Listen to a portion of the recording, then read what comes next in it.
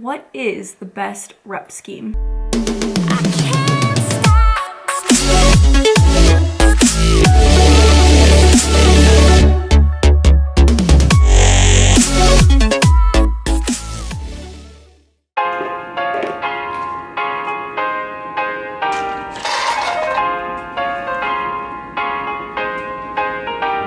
Look at me, guys, all in like fancy clothes and shit. So today I gotta go into the office and I get a lot of people say that they don't have any ideas for what to eat during the day, quick snacks and stuff like that. So I typically eat the same thing when I have to go into the office for the day, just quick grab and go options that allow me to hit my macros most efficiently. So I'm gonna quickly show you guys what I have packed for the day. So I'm about to have some breakfast, and yes, I'm still gonna have some toast and cream cheese with a cup of black coffee before I head out.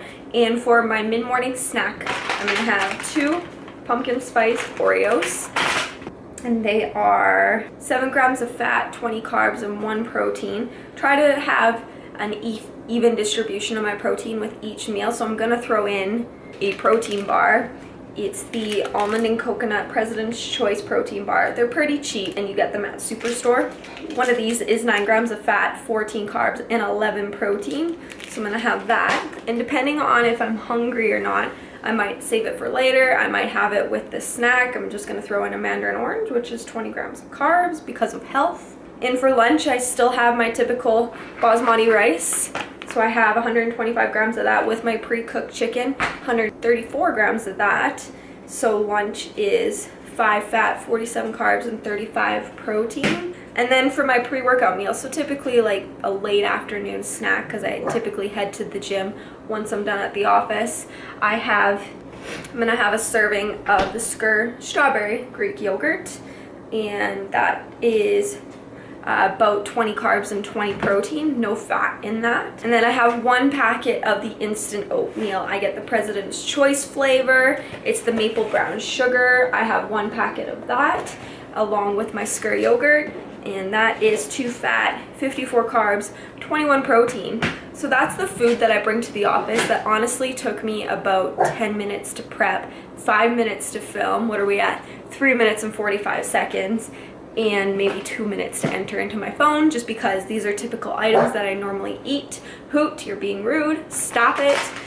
These are typical items that I will eat, so tracking it becomes easier as you get into a habit of eating consistent foods. So that's gonna actually leave me with 33 protein, 150 carb, and 27 fat to play with in the evening. So if anybody wants to go out for dinner, I have a lot of macros to play with. If not, I love having high volume foods in the evening, so that's the reason why. Otherwise, I'd probably bring a little bit more carbs to work. I know some people don't like eating a bunch of food in the evening, so if that's the case for you, just make sure you pack a little bit more carbs. Maybe have 2 packets of the instant oatmeal versus the 1. Maybe pack a sandwich as well. So I'm gonna go eat my breakfast and then head to work. Bye, sweetie. I love you, okay? Be a good boy. Have a good nap today. This is what I'm dealing with for later.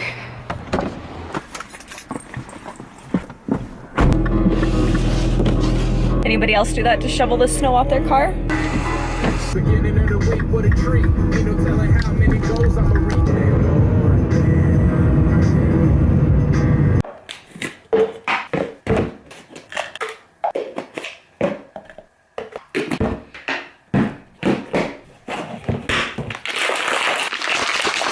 When Kyle forgets his pre-workout and I come home to mix it up for him, that's wife material, guys. That's wife material. Awesome wife material. Forgot Kyle's pre-workout at home. I grabbed mine. Didn't put it in the gym bag. Nope, didn't put it in the gym bag. Now I'm turning around. Awesome.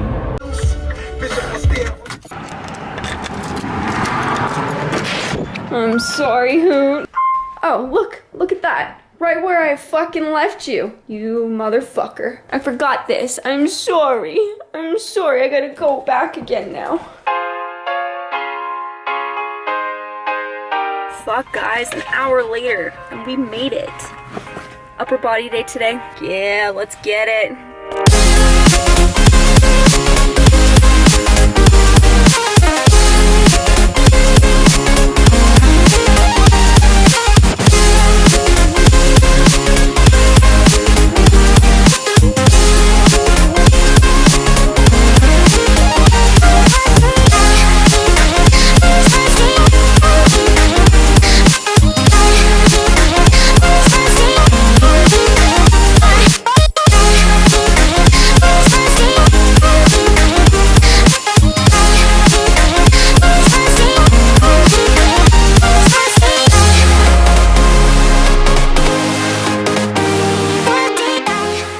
it's super late at night. The lighting is not too bad, right? So awesome workout today. I finally made it to the gym. I'm leaving a little bit later than I normally do, so I am fucking starving. Can't wait to go home and eat. So quickly discuss what I did today. I didn't film everything just because I'm at the other gym, so I can only get away with filming so much.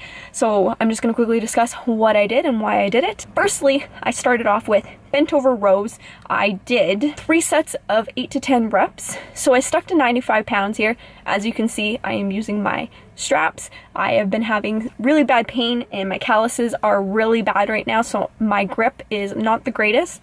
So I have started using my straps a lot more just so I'm able to maximize my strength. Then I moved on to overhead press. Overhead press is something that I am trying to work on to increase my strength quite a bit. It's an excellent compound movement for building up your shoulders. So I did 4 sets of 8 to 10, only did it at 50 pounds here. 50 pounds? No, 55 pounds. For overhead press, you still want to like apply the same type of breathing method that you would for any type of compound movement. So I take a deep breath in, lock my tongue to the roof of my mouth to make sure that my core is nice and stable. And when you press up, you want to actually squeeze your glutes at the top, and that really helps you to maximize your power. So that was overhead press. And then what did I move on to? Then I moved on to incline dumbbell press. I did here 3 sets of 10 at 30 pounds. And for the incline press, as you can see, that the dumbbells aren't completely straight. So by turning my wrists in like that, it allows me to pack my lats into place so that I'm engaging my chest more and that my elbows aren't flared. So this is going to help avoid any injuries by hyperextending your elbows and by putting unnecessary pressure onto your front deltoids. So that is why I'm holding the dumbbells like that. Next one I did was a seated cable row with a wide grip. I really like the handle for this with a neutral grip. I really find that I can engage my lats quite a bit more. So for this one, I did 3 sets of 15. It was a really high volume day. Moving on, then Bradford press. Bradford press is probably one of my favorite shoulder exercises. Did 3 sets of 8 here at 30 pounds. And that's all the footage that I got for my workout today. All right, guys, let's get into the reason why you probably clicked on this video. And that is, what is the best rep scheme? I'm gonna start right off by saying there is none. Getting caught up in a specific number or a standard number is not doing your training any good. But what you want to focus on is increasing your volume on your exercises over time, because this is going to allow you to achieve progressive overload, which is going to lead to increase in your strength and hypertrophy goals. So basically what we want to do is we want to ensure consistent progression and minimize our training plateaus. So how do we optimally do this? I quickly want to say, for those who are just starting out, not to stress about this part. People get so obsessive about specific rep schemes that they think that there's a magical secret number, and it holds them back. For anybody who's a beginner, as long as you're in the weight room, there's actually been research to suggest that the type of rep schemes that you're doing really doesn't make a difference, because your body's gonna be under so many new adaptations from just training that it's gonna respond very well in the beginning. I've talked about this before, where making gains in the beginning as a beginner is much more easier than as an advanced athlete. So the fact that you're training at all is sufficient. So just keep doing what you're doing. Really focus on learning the movement, getting your body used to the motor patterns of your compound movements, and really just perfecting technique right now. Once you find that you've plateaued, or maybe you no longer consider yourself a beginner lifter, then maybe consider this video and try to come up with a training program that's going to help you optimize your volume. So ultimately, we have 2 types of rep schemes that we can use. We can use high reps or low reps. For high reps, the benefit is you are going to get more volume in the shorter period of time, but it makes it a little bit difficult to increase your strength. If you're doing a low rep range, it can take a lot longer to increase your volume, but your strength is going to go up much quicker. So there's pros and cons to both options. So when we're setting up a training program, we have 2 types of ways that we can set up our training program. We have a linear periodization option or a non-linear periodization. For linear periodization, this is typically what a lot of bodybuilders will use, or like maybe more of a bro split. Basically what you're doing is your rep ranges are linear. So maybe the first 4 weeks you're doing a rep range of every exercise between 8 to 10 reps. And then after that, for the next 4 weeks, maybe you're doing 10 to 12 reps. And then after that, for the third training block for the following 4 weeks, maybe you're doing 12 to 15. Now, these are just examples. These are not strict rep ranges. By all means, do not obsess over these numbers. They're just examples. So the disadvantage from this method is the lack of progression. Basically, during the first 4 weeks of a training block, your body develops adaptations to the style of training that you are doing. So if you do the first 4 weeks from 8 to 10 reps, and you don't cycle back through to that rep range for another 3 months, you're not gonna progress when you come back around to this 8 to 10 reps. Basically, your strength's gonna go down because your body has already lost those adaptations that you received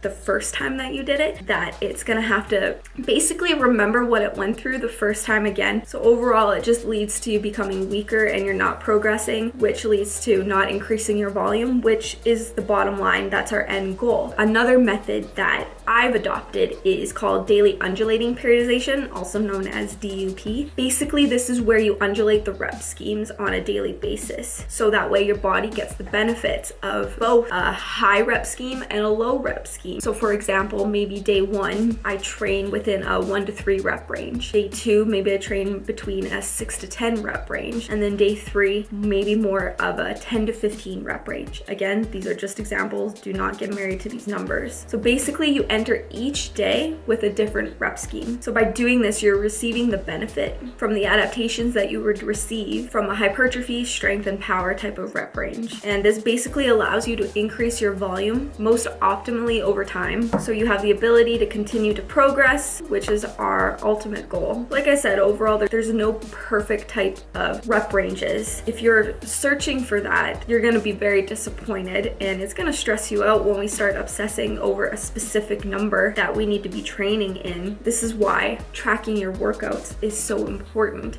So you want to make sure that you are progressing every single week. Whether you are adopting a linear periodization or a DUP style of programming, don't get married to the rep schemes. All you want to ensure is that you're progressing in your lifts week to week. And progressing doesn't just mean that you're increasing your strength. Maybe you're able to add a couple more reps to your AMRAP set. Maybe you are increasing your weight. Maybe you are simply just improving your technique and your form. Maybe you increase your depth on your squat. Anything like that that's allowing you to progress. So keeping track of it is very important. Like I mentioned, I have adopted a DUP style of programming. I've done it for myself. I do it for my clients, and I have seen tremendous amount of growth and progress in my training and in my technique. So I hope that makes sense, you guys. If you have any additional questions about this, just send me a message down below and I'll be sure to get back to you. I had a few people request some more exercise science types of videos, so